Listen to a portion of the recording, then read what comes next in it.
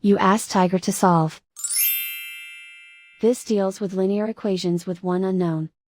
The final result is x equals 35. Let's solve it step by step. Simplify the expression. Group like terms. Simplify the arithmetic. Group all constants on the right side of the equation. Subtract 75 from both sides. Simplify the arithmetic.